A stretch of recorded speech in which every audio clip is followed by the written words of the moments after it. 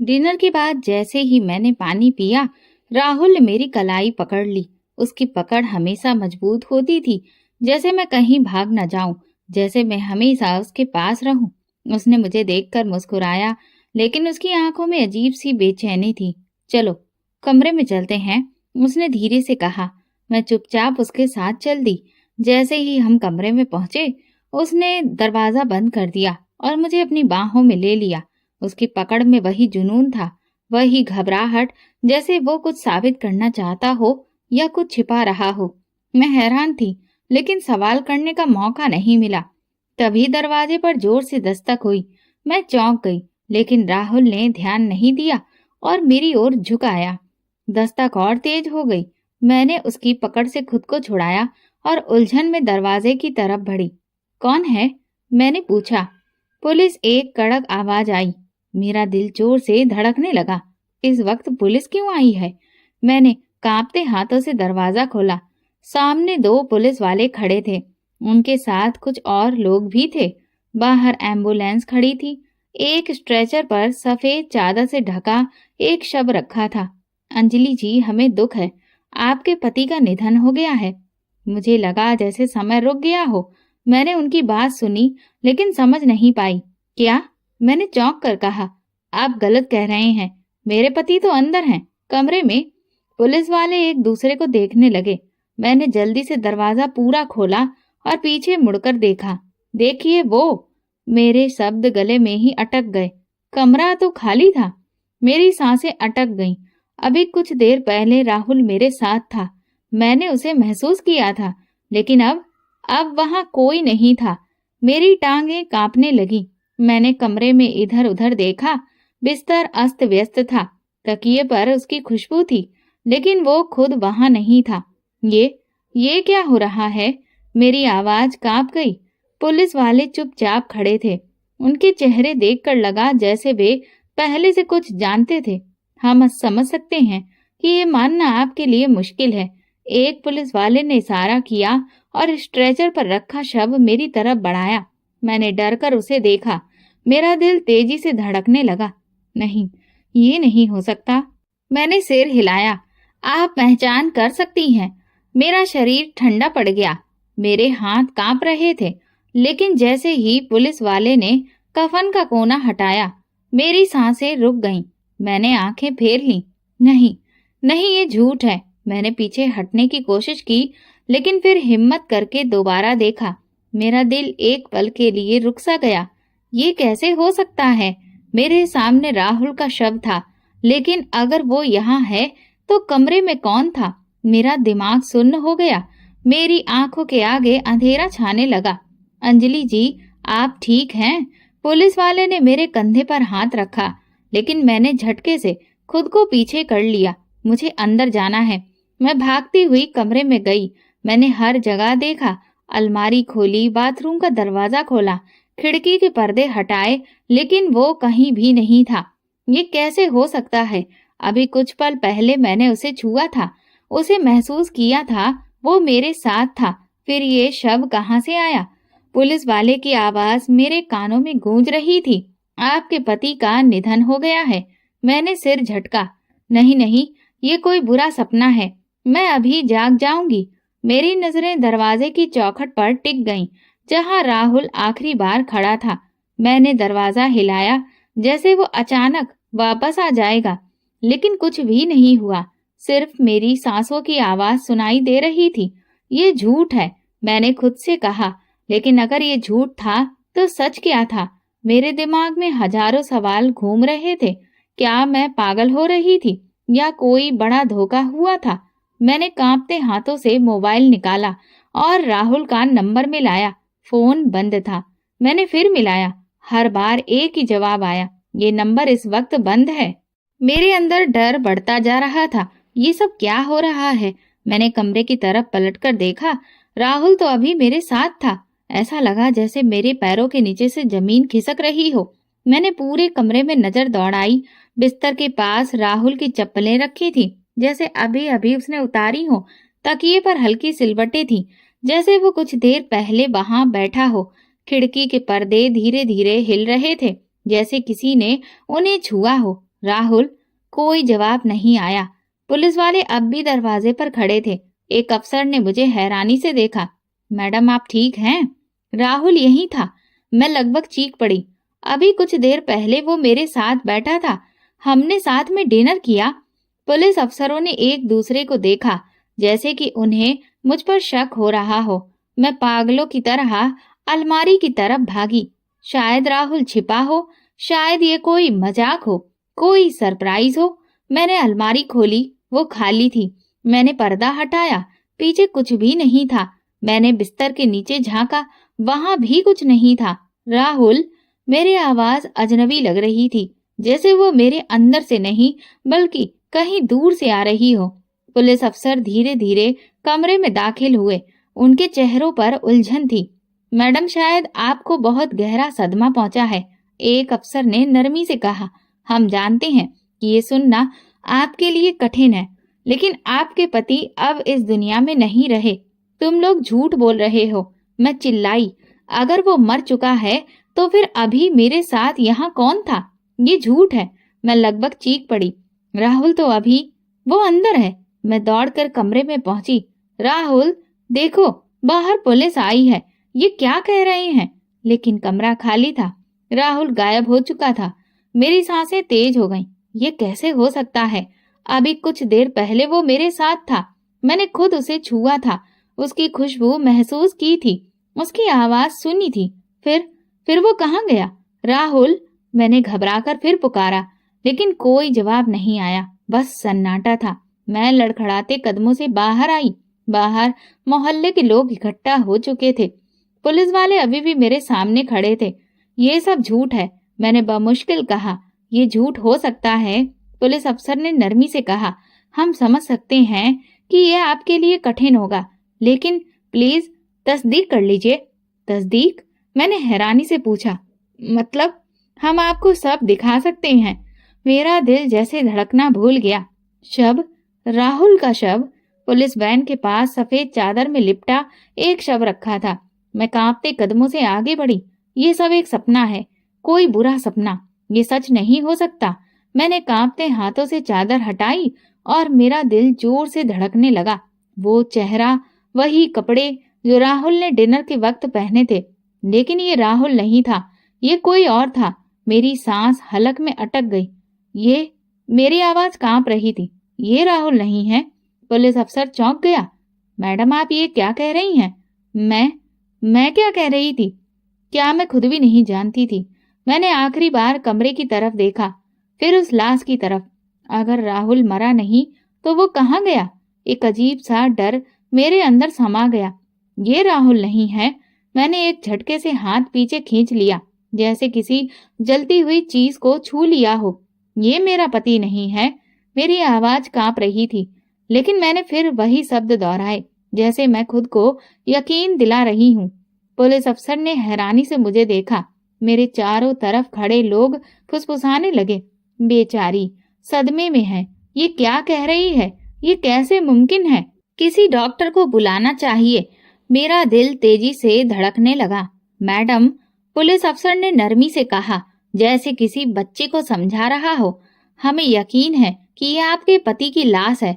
उनकी पहचान कार्ड और जेब में मिली चीजों से हुई है। ये झूठ है। मैंने गुस्से से कहा, ये राहुल नहीं है। मैं अभी कुछ देर पहले उसे कमरे में छोड़कर आई हूँ। कमरे में? लेकिन वो वहां नहीं था। एक पल के लिए मैं खुद भी उलझ गई। क्या तुम्हें कोई गलतफहमी हो रही है? मेरी ननद रीता भीड़ में से आगे आई। राहुल अब इस दुनिया में नहीं है और तुम कह रही हो कि वो कमरे में था। मैं झूठ नहीं बोल रही। मैं लगभग चिल्ला पड़ी, लेकिन हर चेहरा मुझ पर दया भरी नजरों से देख रहा था, जैसे मैं सच को मानने से इनकार कर रही हूँ।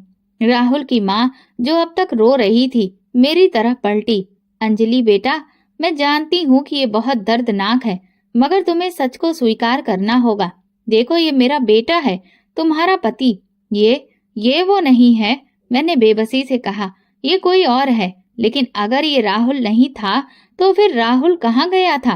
पुलिस अफसर ने कुछ सिपाहियों को इशारा किया और वे मुझे सहारा देने के लिए आगे बढ़े, जैसे मैं गिरने वाली थी। मैडम आप सदमे में हैं, बेहतर होगा कि आप अंदर जाकर आराम करें। कल हम फिर आकर आपसे बात करेंगे। नहीं, मैं ठीक हूँ, मैं कोई पागल नहीं हूँ। लेकिन मेरे शब्द गले में अटक गए। मैंने चारों तरफ देखा। हर कोई मुझे ऐसे देख रहा था जैसे मैं पागल हो गई हूँ, जैसे मैं सच को मानने से इनकार कर रही हूँ, या फिर सब मेरे खिलाफ कोई खेल खेल रहे थे। मैं लड़खड़ाते कदमों से घर के अंदर आई। मेरे दिमाग में धुंध छा रही थी। ये सब क्या हो रहा था? राहुल अभी कुछ देर पहले मेरे साथ था। मैंने उसे छुआ था। उसकी खुशबू अभी भी मेरे आसपास थी। उसकी धीमी बातें अभी भी मेरे कानों में गूंज रही थीं। और अब सब कह रहे थे कि वो मर चुका है। नहीं, ये हो ही नहीं सकता। मैंने अपने माथे पर हाथ रखा। दिल तेजी से धड़क रहा था। क्या सच में सब सही कह रहे थे? क्या मैं सदमे में कोई भ्रम देख रही थी? नहीं, मैंने उसे खुद देखा था। मैंने उसके हाथों को अपने चेहरे पर महसूस किया था। तो फिर वो कहाँ गया? मैंने पलटकर अपने ससुराल वालों की तरफ देखा। सब अपने अपने तरीके से दुख जता रहे थे, लेकिन उनके चेहरों पर जो दुख था वो मुझे बनावटी लग रहा था। मेरी ननद रीता मेरे पास आई। उसकी आंखों में नमी थी। चेहरे पर दुख और हमदर्दी का ऐसा भाव था जो मुझे और ज्यादा बेचैन कर रहा था। अंजलि, प्लीज समझने की कोशिश करो। उसकी आवाज नरम लेकिन थकी हुई थी, जैसे वो किसी बच्चे को समझाने की कोशिश कर रही हो। ये सब तुम्हारे लिए आसान नहीं है, मगर हमें इसे सहना होगा। राहुल चला गया है। हमें उसका अंतिम संस्कार कर देना चाहिए। मैंने एक झटके से अपना हाथ उसकी पकड़ से छुड़ा लिया, जैसे उसका स्पर्श मुझे और तोड़ रहा हो। नहीं, मैं लगभग चिल्ला उठी। मेरी आवाज में बेबसी, दर्द और गुस्सा सब मिलकर आ रहे थे। तुम लोग मेरी बात पर यकीन क्यों नहीं कर रहे? मैंने उसे कमरे में देखा था। वो मेरे साथ था। उसने मुझे छुआ था। मेरी आंखों में आंखें डालकर बात की थी। रीता ने गहरी सांस ली, जैसे मेरे शब्दों ने उसके अंदर किसी गहरे दर्द को जगा दिया हो। उसकी आंखों में अफसोस और नरमी और ज्यादा बढ़ गई। उसने धीरे से मेरा हाथ पकड़ना चाहा, लेकिन मैं पीछे हट गई।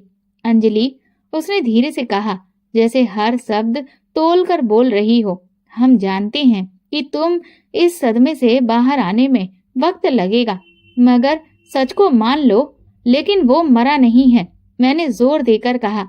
तुम लोग मेरी बात पर यकीन क्यों नहीं कर रहे? रीता ने गहरी सांस ली, अफसोस भरी नजरों से मुझे देखा, जैसे मैं सच में पागल हो गई हूँ। अंजलि, तुम्हारी मानसिक हालत ठीक नहीं लग रही। हमें किसी डॉक्टर को बुलाना चाहिए। ये सुनकर मेरे पैरों के नीचे से जमीन खिसक गई। डॉक्टर? ये सब क्या हो रहा था? तुम सब मुझे पागल साबित करना चाहते हो, है ना? मैंने चारों तरफ नजर दौड़ाई। ये सब कोई साजिश है, कोई खेल। क्यों? लग रहा है कि तुम सब कुछ छुपा रहे हो। मेरी सास, जो हमेशा मुझसे बस एक औपचारिक लगाव का रिश्ता रखती थी, इस वक्त वो एक तरफ बैठी थी और अपने आंसू पोंछ रही थी। लेकिन उन सबके बीच भी मुझे अकेलापन महसूस हो रहा था। तुम सबको लगता है कि मैं पागल हो गई हूँ, है ना? मैंने हल्की सी मुस्कान के साथ कहा, लेकिन मेरी आंखों में आंसू भरे हुए थे। नहीं, ऐसा कुछ नहीं है, रीता ने तुरंत कहा, लेकिन उसकी आवाज में वही सहानुभूति थी जो मुझे सबसे ज्यादा तकलीफ दे रही थी। ऐसा ही है, मैंने जोर से कहा। तुम सबको लगता है कि मैं सच्चाई को मानने से इनकार कर रही हूँ, लेकिन सच तो ये है कि तुम सब किसी न किसी धोखे में हो। तुम लोग नहीं देख पा रहे, लेकिन मैंने देखा है। मैंने राहुल को सामने पाया था अपने। मैंने उसे महसूस किया था। बेटा, मेरे ससुर की कांपती हुई आवाज आई, ये तुम्हारी आंखों का भ्रम भी तो हो सकता है। सदमा कभी कभी चीजों को वैसा नहीं दिखाता जैसी वे असल में होती हैं। मैंने अविश्वास से उनकी तरफ देखा। आंखों का भ्रम? मैंने धीरे से दोहराया। मैंने अपने कांपते होठों पर जीभ फेरी और पीछे हट गई। सब लोग मुझे ही गलत साबित करने में लगे थे, जैसे मैं किसी और दुनिया में रह रही थी, जैसे जो कुछ मैंने देखा और महसूस किया वो बस मेरा वहम था। लेकिन मैं जानती थी, मैंने राहुल को कमरे में देखा था। मैंने गहरी सांस ली और कांपते हुए अपने हाथों को मुट्ठी में बंद कर लिया। अब मुझे यहाँ किसी पर भरोसा नहीं था। मुझे आराम करना है। मैंने ठंडे लहजे में कहा और कमरे की ओर बढ़ गई। लेकिन जैसे ही मैं अंदर पहुंची, मुझे एक अजीब सी महक महसूस हुई। ये राहुल की खुशबू थी, वही खुशबू जो वो हमेशा अपने परफ्यूम से छोड़ जाया करता था। मेरा दिल जोर से धड़का। ये कैसे संभव है? अगर वो यहाँ नहीं था, अगर वो सच में मर चुका था, तो ये खुशबू क्यों बाकी थी? मैंने धीरे से दरवाजा बंद किया और कमरे में नजरें घुमाई। सब कुछ अपनी जगह पर था। बिस्तर वैसा ही था जैसा मैंने छोड़ा था। अलमारी बंद थी। टेबल पर वही किताबें रखी थी जो राहुल अक्सर पढ़ता था। तो फिर मुझे ऐसा क्यों लग रहा था जैसे यहाँ पर कुछ बदला है? मेरी नजरें अलमारी पर जाकर टिक गईं। क्या मैंने इसे पूरी तरह से बंद किया था? मेरे दिल में अजीब सा डर उठा। मैंने कांपते हाथों से अलमारी का हैंडल पकड़ा और धीरे से दरवाजा खोला। अंदर वही कपड़े सही तरीके से रखे हुए थे, लेकिन एक चीज जमीन पर गिरी हुई थी, राहुल का बटुआ। मेरी सांस अटक गई। मैंने कांपते हाथों से बटुआ उठाया और खोला। अंदर उसका पहचान पत्र था, कुछ पैसे और एक होटल की रसीद। मैंने जल्दी से रसीद निकाली और उस पर लिखी हुई तारीख देखी। ये तो उसकी मौत के बाद की तारीख थी। मेरी आंखें आश्चर्य से फैल गईं। राहुल की मौत के बाद उसका बटुआ किसी होटल में कैसे जा सकता था? क्या वो सच में मर चुका था या फिर वो जिंदा था? मैंने रसीद को दोबारा ध्यान से देखा, जैसे मेरी आंखें मुझसे कोई भ्रम कर रही हो। लेकिन तारीख साफ थी, राहुल की मौत के बाद की। ये कैसे संभव है? अगर वो वास्तव में मर चुका था, तो उसका बटुआ और होटल की रसीद यहाँ पर कैसे आई? मेरा पूरा शरीर कांपने लगा। मैंने घबराकर कमरे के दरवाजे की ओर देखा, जैसे कोई अचानक अंदर आकर ये राज मुझसे छीन लेगा। मैंने जल्दी से बटुआ और रसीद अपने दुपट्टे में छुपा ली। ये सबूत था और मैं इसे किसी को भी नहीं दिखा सकती थी। अंजलि, तुम ठीक हो? बाहर से रीता की आवाज आई। मैंने जल्दी से खुद को संभाला, अपनी सांसें सामान्य करने की कोशिश की। हाँ हाँ, मैं ठीक हूँ, बस मैं सोना चाहती हूँ। ठीक है, अगर तुम्हें कुछ चाहिए हो तो बता देना। मैंने दरवाजे की ओर देखे बिना जवाब दिया। जैसे ही उनके कदमों की आवाज सुनी, मैंने जल्दी से बटुआ तकिए के नीचे छुपा दिया और खुद को सामान्य दिखाने की कोशिश की। लेकिन मेरे अंदर जैसे तूफान मच गया था। अगर राहुल जिंदा था तो वो कहाँ था और उसकी मौत का ये नाटक क्यों किया गया? मैंने याद करने की कोशिश की। क्या वो अपनी मौत से पहले किसी परेशानी में था? क्या उसने कोई ऐसी बात कही थी जिसे मैंने नजरअंदाज कर दिया? और फिर अचानक एक बात याद आई। 2 हफ्ते पहले मैंने राहुल को फोन पर किसी से सख्त लहजे में बात करते सुना था। ये काम जल्दी करना होगा, मैं ज्यादा देर तक इंतजार नहीं कर सकता। तब मैंने सोचा था कि ये शायद उसके काम का मामला होगा, लेकिन क्या ये उसकी मौत की कोई साजिश थी? क्या वो जानबूझकर सबसे छुप रहा था? मेरा दिल अब जोर से धड़क रहा था। मुझे सच्चाई जाननी थी और इसके लिए मुझे उस होटल में जाना होगा जहां से ये रसीद मिली थी। मुझे उस होटल जाना था। ये अब मेरे लिए सिर्फ एक इत्तेफाक नहीं था, ना कोई भ्रम। मैंने अपनी आंखों से वो रसीद देखी थी और वो तारीख पढ़ी भी थी, राहुल की मौत के बाद। अगर वो मर चुका था तो उसका बटुआ वहां कैसे पहुंचा? या फिर क्या वो वाकई जिंदा था? ये सवाल मुझे किसी और से नहीं बल्कि खुद से पूछना पड़ रहा था, क्योंकि बाकी सबने मुझे पागल समझ लिया था। लेकिन मैं जानती थी कि मैं पागल नहीं हूँ। मैंने दोपहर का इंतजार किया, जब सब लोग सुबह नाश्ते के बाद आराम कर रहे थे। चुपचाप मैंने अपना बैग उठाया, रसीद को एक बार फिर देखा और घर से बाहर निकल गई। होटल मेरे घर से ज्यादा दूर नहीं था, मगर वहां जाते हुए मेरा दिल जोर जोर से धड़क रहा था।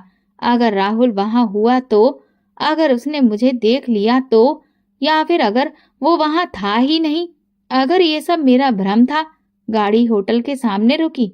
मैंने जल्दी से उतरकर इधर उधर देखा। कोई जान पहचान वाला ना हो, कोई देख तो नहीं रहा। होटल बहुत बड़ा नहीं था, बस एक साधारण रिहायशी होटल जहां ज्यादातर मुसाफिर या अस्थायी रूप से रहने वाले लोग ठहरते थे। मैंने अंदर जाकर रिसेप्शन की ओर कदम बढ़ाए। नमस्ते, मुझे एक जानकारी चाहिए। मैंने अपनी आवाज को जितना हो सके सामान्य रखा। रिसेप्शनिस्ट ने ऊपर देखा। जी बताइए। मैंने उसके सामने रसीद रखी। ये कमरा किसके नाम पर बुक हुआ था? रिसेप्शनिस्ट ने रसीद पर नजर डाली, फिर मुझ पर। मैडम, हम ये जानकारी किसी को नहीं दे सकते। मेरा दिल डूबने लगा। प्लीज, ये बहुत जरूरी है। ये मेरे पति की चीज है। वो अब इस दुनिया में नहीं है। मैंने जानबूझकर आवाज में बेबसी लाने की कोशिश की। रिसेप्शनिस्ट कुछ पल चुप रहा, फिर धीमे स्वर में बोला, ये कमरा बिपिन शर्मा के नाम पर बुक था। बिपिन शर्मा? ये नाम मेरे लिए नया नहीं था। राहुल का सबसे अच्छा दोस्त। मेरे दिमाग में झंझनाहट हुई। राहुल का सबसे करीबी दोस्त, वही बिपिन जो हर वक्त उसके साथ रहता था, जिसे मैंने हमेशा उसका सबसे बड़ा शुभ चिंतक समझा था। लेकिन अब अगर ये कमरा बिपिन के नाम पर बुक था, तो इसका मतलब वो राहुल की मौत के बाद भी इस मामले में किसी तरह शामिल था। क्या वो सच्चाई जानता था? क्या वो भी इस साजिश में शामिल था? मेरा दिमाग सुन्न पड़ने लगा। मैंने खुद को संभालते हुए पूछा, क्या आपको याद है जब वो आया था? क्या वो अकेला था या किसी के साथ? रिसेप्शनिस्ट ने कंधे उचकाए। मैडम, यहाँ रोज सैकड़ों लोग आते हैं। सबको याद रखना मुश्किल होता है। लेकिन वो रुका, जैसे कुछ याद आ रहा हो। हाँ, एक बात याद आई। जब वो आया था तो काफी जल्दी में था और उसके साथ एक और आदमी भी था, लेकिन मैंने उसका चेहरा साफ नहीं देखा। मेरी सांसें रुक गईं। क्या दूसरा आदमी राहुल था? क्या आपके पास कोई सीसीटीवी फुटेज है? मैंने जल्दी से पूछा। रिसेप्शनिस्ट ने ना में सिर हिला दिया। देखिए, ये होटल पुराना है मैडम, यहाँ ऐसा कोई सिस्टम नहीं है। मेरी उम्मीदें टूटने लगीं। मैंने रसीद को मुट्ठी में भींच लिया और होटल से बाहर निकल आई। अब मेरे दिमाग में सिर्फ एक ही सवाल था, बिपिन से सामना कैसे किया जाए? अगर वो इस साजिश में शामिल था, तो क्या वो सच बताएगा? मेरा दिल तेजी से धड़कने लगा। मुझे बिपिन से मिलना था। मैंने फोन निकाला और उसका नंबर डायल किया। कुछ सेकंड बाद उसने फोन उठा लिया। उसकी आवाज बिल्कुल शांत थी। अंजलि, तुमने इस वक्त कैसे याद कर लिया? सब ठीक है? मैंने अपने लहजे को सामान्य रखने की कोशिश की। हाँ, बस तुमसे एक बार मिलना था। कुछ जरूरी बात करनी है। अभी? बिपिन ने उलझन से पूछा। अंजलि, तुम्हारी हालत ठीक नहीं है। तुम्हें आराम करना चाहिए। तो वो भी चाहता था कि मैं चुप रहूं। मैंने जबरदस्ती मुस्कुराकर कहा, मैं ठीक हूँ। बस कुछ स्पष्ट करना चाहती हूँ। प्लीज मुझसे मत कतराओ। तुम तो राहुल के सबसे अच्छे दोस्त थे ना? चुप्पी। फिर बिपिन ने कहा, ठीक है, आ जाओ, मैं घर पर ही हूँ। फोन बंद होते ही मेरा दिल और तेजी से धड़कने लगा। ये मुलाकात आसान नहीं होने वाली थी। अब खेल मेरे हाथ में था। मुझे बिपिन की आंखों में सच देखना था। मैंने गहरी सांस ली और गाड़ी में बैठकर बिपिन के घर की ओर चल पड़ी। रास्ते में मेरा दिल बेकाबू हो रहा था। अगर बिपिन इस साजिश में शामिल था, तो वो सच्चाई छिपाने की पूरी कोशिश करेगा। अगर वो बेकसूर था, तो शायद उसके चेहरे पर कुछ ऐसा दिखे जो मुझे हकीकत के करीब ले जाए। गाड़ी रुकी। मैंने दरवाजे पर दस्तक दी। कुछ पलों के बाद बिपिन ने दरवाजा खोला। अंजलि, वो हैरान था। तुमने कहा था कि मिलना चाहती हो, मगर तुम्हारी शक्ल देखकर लग रहा है जैसे तुम्हें कोई बहुत बड़ा शक हो गया है। ये आदमी इतना शांत कैसे हो सकता है? हाँ, मुझे कुछ सवालों के जवाब चाहिए। मैंने सीधे उसकी आंखों में देखा। राहुल की मौत के बाद तुम होटल में क्यों ठहरे थे? बिपिन के चेहरे पर एक पल के लिए घबराहट आई। क्या? तुम वहां क्यों गई? मैंने एक कदम आगे बढ़ाया। राहुल जिंदा है बिपिन। बिपिन की आंखें आश्चर्य से फैल गईं। जैसे ही मैंने उसका सबसे बड़ा राज खोल दिया। ये वही लम्हा था जिसका मुझे इंतजार था। बिपिन के चेहरे पर जो हैरानी और घबराहट दिखी, उसने मेरे सभी शक को सच में बदल दिया। मैं सही थी। कुछ ऐसा था जो मुझसे छिपाया जा रहा था। जवाब दो बिपिन। मैंने एक कदम और आगे बढ़कर सख्त लहजे में कहा। राहुल जिंदा है ना? बिपिन ने नजरें चुरा ली। उसके माथे पर पसीना छलक आया था। है ना, तुम्हें ये सब नहीं खोजना चाहिए। उसकी आवाज धीमी हो गई। क्यों नहीं खोजना चाहिए? मैंने तेज आवाज में कहा। क्या तुम जानते हो कि मैं किस तकलीफ से गुजर रही हूँ? मैंने अपने पति को मरते हुए देखा था। मैंने खुद उसे महसूस किया था और फिर अचानक पुलिस आई और बताया कि वो मर चुका है, लेकिन उसका शव किसी और का था। तुम सब ने मिलकर मुझे पागल साबित करने की कोशिश की। विपिन ने गहरी सांस ली, जैसे कोई बहुत भारी बोझ उसके दिल पर हो। अंजलि, यहाँ से चली जाओ, उसने धीमी आवाज में कहा। ये सब तुम्हारे लिए ठीक नहीं है। मुझे सिर्फ सच चाहिए। मैं लगभग चिल्ला उठी। विपिन ने मुट्ठियां भींच ली और कुछ देर चुप रहा। फिर उसने बेबसी से मेरी ओर देखा। अगर मैं तुम्हें सच बता दूं, तो क्या तुम सुनने के लिए तैयार हो? मेरी रीढ़ में एक सिहरन दौड़ गई। मैंने सिर हिलाया। विपिन ने एक पल के लिए आंखें बंद की, फिर गहरी सांस लेते हुए कहा, राहुल मरा नहीं था। उसने खुद अपनी मौत का नाटक किया था। मेरा दिल एक पल के लिए थम सा गया। राहुल मरा नहीं था? मेरा पूरा शरीर सुन्न पड़ गया। ये तुम क्या कह रहे हो विपिन? मेरी आवाज फुसफुसाहट में बदल गई। विपिन ने आंखें बंद कर ली, जैसे खुद को उस लम्हे के लिए तैयार कर रहा हो। फिर धीरे धीरे कहा, राहुल जिंदा है अंजलि। मेरी सांस जैसे हलक में अटक गई। लेकिन क्यों? मैंने अविश्वास से पूछा। उसने अपनी मौत का नाटक क्यों किया? ये सब किस लिए? विपिन ने सिर झुका लिया। ये मैं तुम्हें नहीं बता सकता। तुम्हें बताना होगा विपिन, मैंने गुस्से से कहा। राहुल मेरा पति है। मैं महीनों से उसके मरने का शोक मना रही हूँ, जबकि वो जिंदा है। मैं तुम्हें तब तक यहाँ से जाने नहीं दूंगी जब तक तुम सच नहीं बताते। विपिन ने एक पल के लिए मेरी ओर देखा, फिर धीरे धीरे सिर झुका लिया। मुझे पता था कि तुम हार नहीं मानोगी। उसने कुर्सी खींचकर बैठते हुए गहरी सांस ली, जैसे अपने भीतर के बोझ को बाहर निकालने के लिए तैयार हो। ये सब एक योजना थी अंजलि। उसकी आवाज धीमी थी, लेकिन हर शब्द तीर की तरह मेरे दिमाग में उतर रहा था। क्या मतलब योजना? मैंने उलझकर पूछा। विपिन ने मेरी आंखों में देखा और अगला वाक्य मेरे होश उड़ाने वाला था। राहुल ने ये सब इसलिए किया ताकि तुम्हें पागल साबित किया जा सके। मेरे पैरों तले से जमीन खिसक गई। विपिन के शब्दों ने मेरे दिमाग में हलचल मचा दी। क्या? मेरी आवाज जैसे गले में अटक गई। राहुल ने तुम्हारी मानसिक स्थिति पर शक करवाने के लिए अपनी मौत का नाटक किया। विपिन ने धीरे से सिर हिलाया। उसकी नजरें जमीन पर थीं, जैसे मुझसे नजरें मिलाने से बच रहा हो। लेकिन क्यों? मैंने लगभग चीखते हुए पूछा। राहुल ऐसा क्यों करेगा? मैं उसकी पत्नी थी। मैंने कभी उसे धोखा नहीं दिया, कभी उसके खिलाफ नहीं गई। फिर वो मुझे पागल साबित करना क्यों चाहता था? विपिन ने लंबी सांस ली। क्योंकि वो तुम्हें अपने रास्ते से हटाना चाहता था अंजलि। रास्ते से हटाना? क्या मतलब? मैंने कांपती आवाज में पूछा। विपिन ने आखिरकार मेरी तरफ देखा। उसकी आंखों में शर्मिंदगी थी। राहुल किसी और औरत के साथ जिंदगी बिताना चाहता था, उसने कहा। लेकिन वो जानता था कि तुम इतनी आसानी से रास्ते से नहीं हटोगी। वो तलाक नहीं देना चाहता था, क्योंकि इससे उसकी इमेज खराब हो सकती थी। मेरे दिमाग में हलचल मच गई। तो उसने क्या किया? मैंने मुश्किल से पूछा। विपिन ने मुट्ठियां भींच ली। उसने तुम्हें धोखा दिया। पुलिस, डेड बॉडी, सब कुछ एक योजना थी।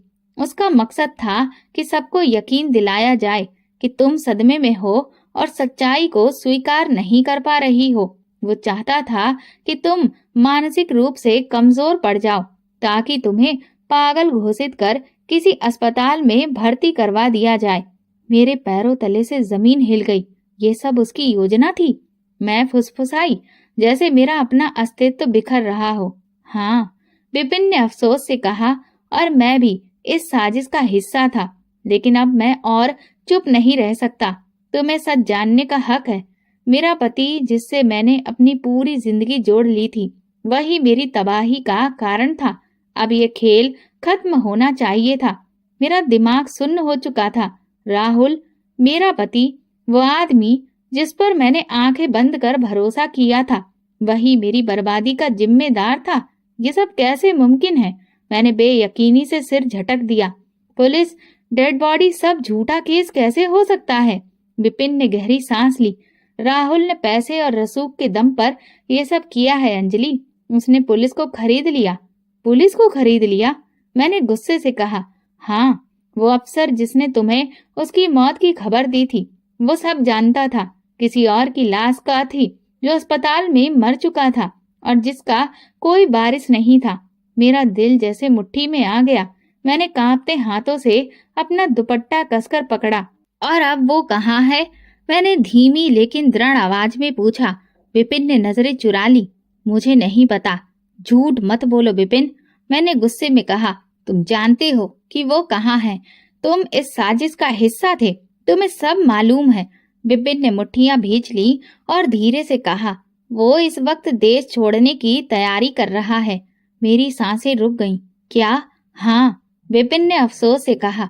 अब जब उसने सबको यकीन दिला दिया है कि तुम मानसिक रूप से ठीक नहीं हो, तो वो किसी भी दिन देश छोड़ सकता है। अब इस खेल को खत्म करना होगा। मैंने ठान लिया। मैं राहुल को ऐसे जाने नहीं दूंगी। मैंने विपिन की तरफ देखा। मेरी आंखों में अब आंसू नहीं थे। तुम मेरी मदद करोगे? विपिन ने मुझे देखा, फिर धीरे से सिर हिलाया। हाँ अंजलि, अब मैं और झूठ का हिस्सा नहीं बनूंगा। राहुल ने मुझे कमजोर समझा था, लेकिन उसे नहीं पता था कि मैं अपनी तबाही का हिसाब लेना बहुत अच्छे से जानती हूँ। राहुल ने सोचा था कि मैं हार मान लूंगी, मगर अब ये खेल उसके हाथ से निकल चुका था। विपिन ने मुझे बताया कि राहुल 1 हफ्ते के अंदर देश छोड़ने वाला था। उसके सारे दस्तावेज तैयार थे, नई पहचान, पासपोर्ट, सब कुछ। वो कभी भी जा सकता था। विपिन ने कहा, अगर तुम्हें कुछ करना है तो जल्दी करो। मुझे वो सारी जगह बताओ जहां वो छुपा हो सकता है। मैंने सख्त लहजे में कहा। विपिन ने थोड़ा सोचा, फिर बोला, शहर के बाहर एक फार्म हाउस है। उसने मुझसे कहा, वहां पर कई मुलाकातें की थी। हो सकता है कि वो अभी भी वहीं हो। मुझे उसे खुद पकड़ना था। मैंने विपिन की तरफ देखा। क्या तुम मेरे साथ चलोगे? थोड़ी झिझक के बाद उसने कहा, हाँ, मैं तुम्हारी मदद करूंगा। अब ये सब खत्म करना होगा। अब मैं शिकारी थी और राहुल मेरा शिकार।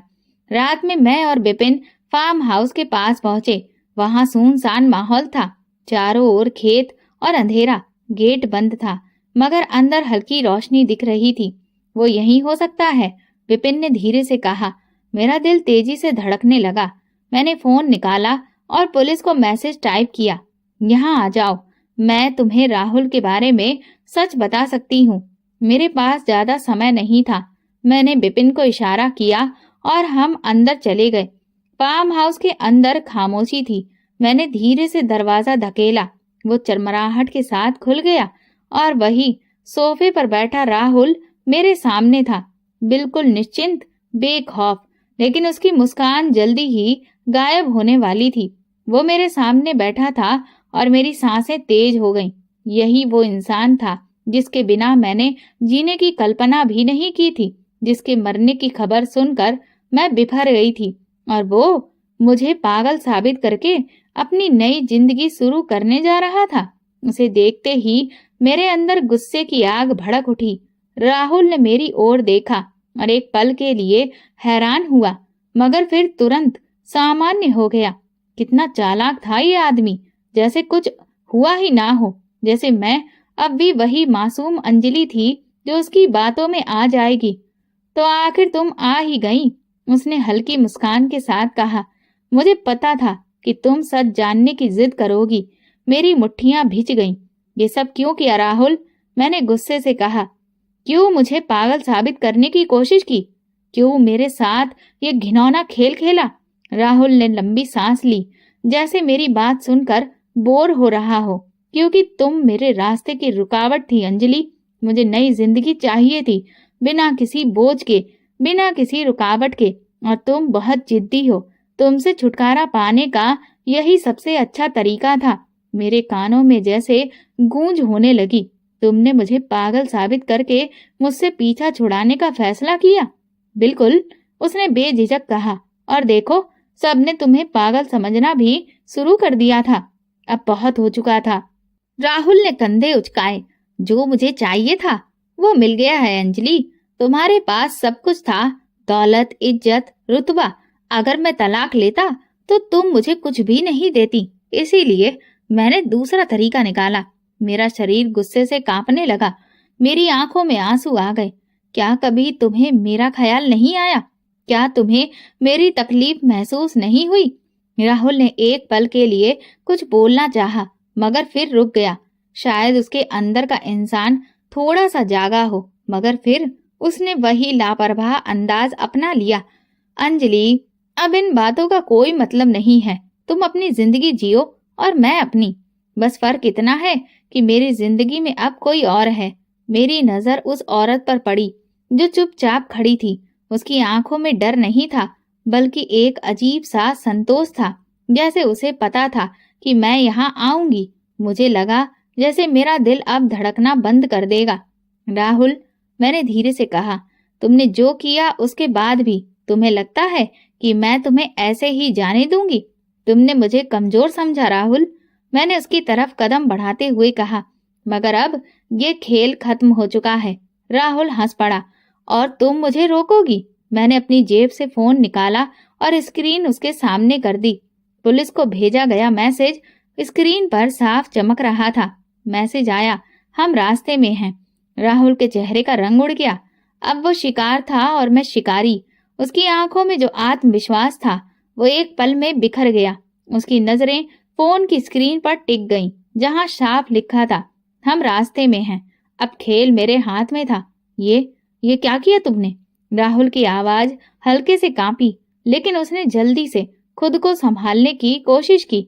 तुम्हें अंदाजा भी है कि तुमने क्या किया है? हाँ, मुझे अच्छी तरह से अंदाजा है। मैंने एक कदम आगे बढ़ाते हुए कहा, मैंने तुम्हारी पूरी साजिश खत्म कर दी। अब तुम भाग नहीं सकते राहुल। राहुल ने विपिन की तरफ देखा, जो चुपचाप खड़ा था। विपिन, तुमने मुझे धोखा दिया। राहुल गुस्से से चिल्लाया। विपिन ने गहरी सांस ली और शांत स्वर में कहा, ये धोखा नहीं राहुल, ये इंसाफ है। मैं अब तुम्हारे झूठ का हिस्सा नहीं बन सकता था। राहुल की मुट्ठियां गुस्से से भिज गईं। फिर अचानक वो पलटा और दरवाजे की ओर भागा, लेकिन मैं पहले से तैयार थी। मैंने दरवाजे की चाबी पहले ही निकाल कर अपने पास रख ली थी। राहुल ने दरवाजा खोलने की कोशिश की, लेकिन वो बंद था। दरवाजा खोलो अंजलि, वो गुस्से से गरजा।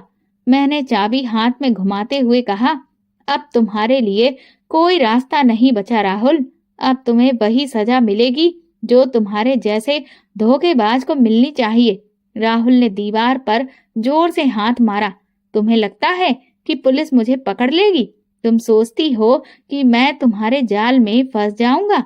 मैंने हल्की मुस्कान के साथ कहा, राहुल, तुम पहले ही इस जाल में फंस चुके हो। ये खेल तुम्हारा था, लेकिन अब पासा पलट चुका है।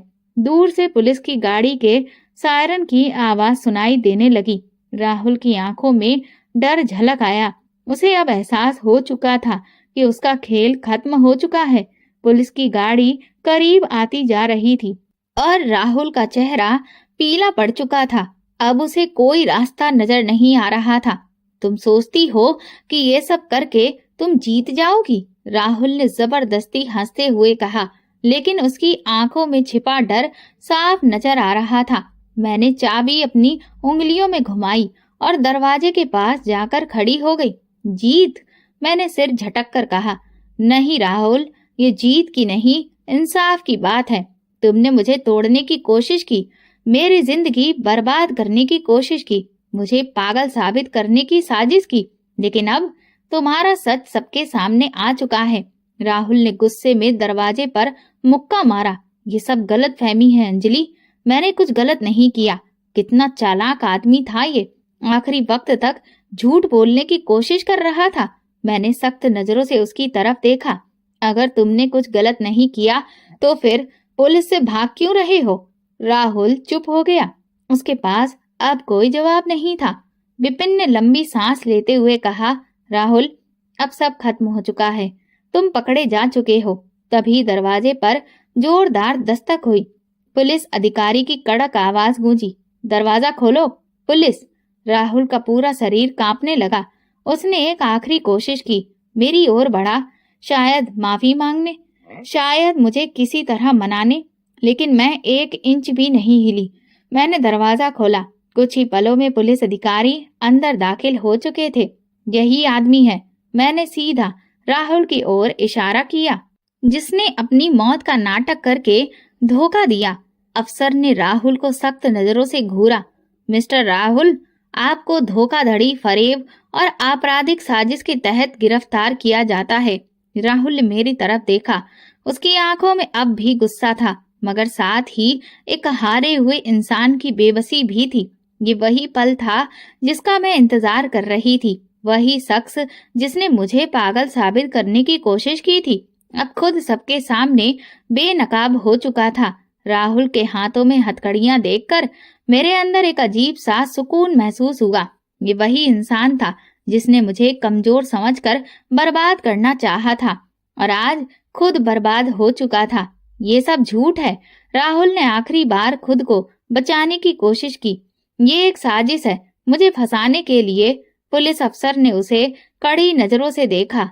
हाँ बिल्कुल, एक आदमी जो अपनी मौत का नाटक करे, अपनी पत्नी को पागल साबित करने की कोशिश करे और किसी और के साथ देश छोड़कर भागने की योजना बनाए, वो निश्चित ही मासूम होता है।